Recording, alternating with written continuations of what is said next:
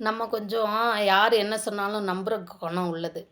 அதுவும் முருகர நம்ம ரொம்ப ஏழ்மையும், வறுமையும் நம்மள தொடரப்போ, யாராவது ஒருத்தர் விஷயத்த சொல்றப்போ, ஒரு சாமிய பத்தி சொல்றப்போ, இதுக்குள்ள போனா நம்மளுக்கு வந்து சரியாயிடுமா? அப்படின்னு தோணி, YouTubeல ஒருத்தர் முருகர பத்தி அடிக்கடி சொல்லுவாரு. கொஞ்சம் மீடியமான வயசு தான்.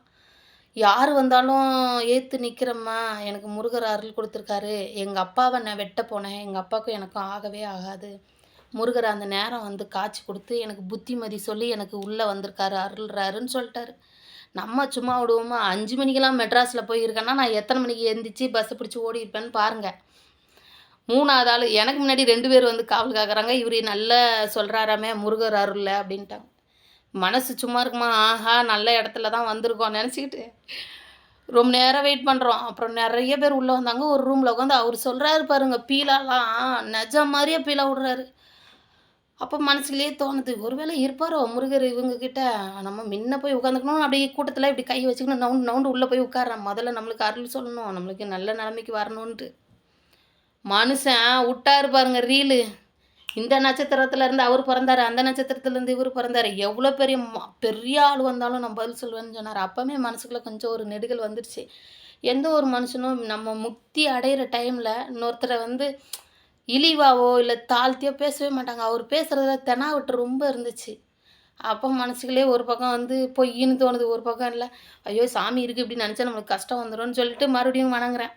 அங்க அந்த இது முடிஞ்சிருச்சு. மீட்டிங் முடிஞ்சிருச்சு. அதுக்கப்புறம் வந்து என்ன ஆயிடுச்சு, அவரு காசெல்லாம் கேட்கல. நான் உண்மையிலே காசெல்லாம் கேட்கல அப்படின்னு நெனச்சு ரொம்ப மனசுக்குள்ள பெருமையாயிருச்சு. என்னடா எங்க போனாலும் காசு கேட்பாங்க, இவரு காசு கேட்கலன்னு. இதில தான் ட்விஸ்ட்டே இருந்துச்சு.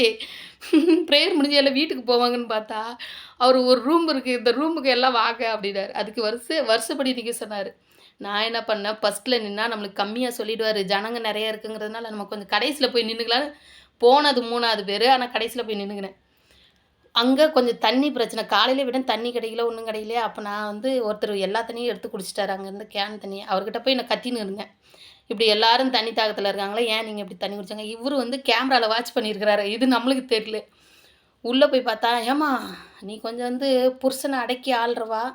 உன்ன வந்து கட்டாயம் பண்ணி கல்யாணம் பண்ணி வச்சுட்டாங்க. உனக்கு பிள்ளை இல்ல.